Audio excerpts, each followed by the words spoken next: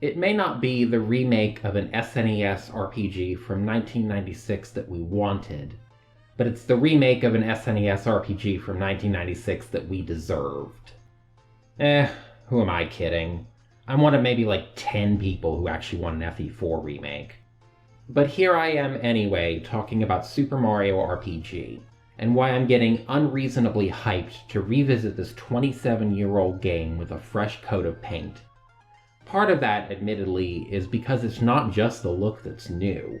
I may love the Thousand Year Door as much as the next Paper Mario fan, but seeing it get a trailer for a Switch remaster only to have all the footage look virtually identical apart from the graphical overhaul was kind of a letdown. That's not the case with Super Mario RPG, because even from the first trailer in June, we could tell that this wasn't going to be a one-to-one recreation.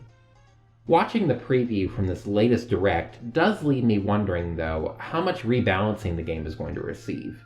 Because as it is, there will be many fights that get quite a lot easier with such straightforward access to area of effect damage. Tossing in a bunch of overtuned boss rematches in the post-game would only be papering over the problem of everything up to that point being significantly easier. That's potentially an issue, since Super Mario RPG is already a fairly easy game, unless you were like me at the time and it was one of your first exposures to turn-based combat after having previously played only platformers and action-adventure games and such. Of course, that's a big part of why I'm excited for this game.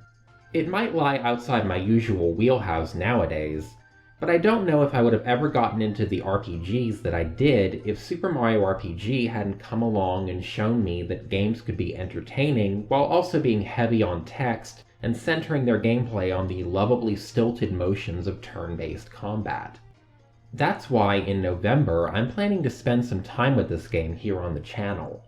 I got a comment recently asking for more live gameplay content, and I figure that a remake of a title that I can practically play from memory is as good an opportunity as any to take another stab at that kind of format. You can look forward to that in the coming months. And in the meantime, do let me know how you're feeling about Super Mario RPG, or even the Thousand Year Door. Maybe I'm being too harsh on that one? As beloved as that game is, it's kind of hard to be too negative about it unless you're complaining about the backtracking as a means of showing that it's not perfect. So here's to hoping that my mixed feelings on the reveal this week are just me being cynical about what's been shown off so far.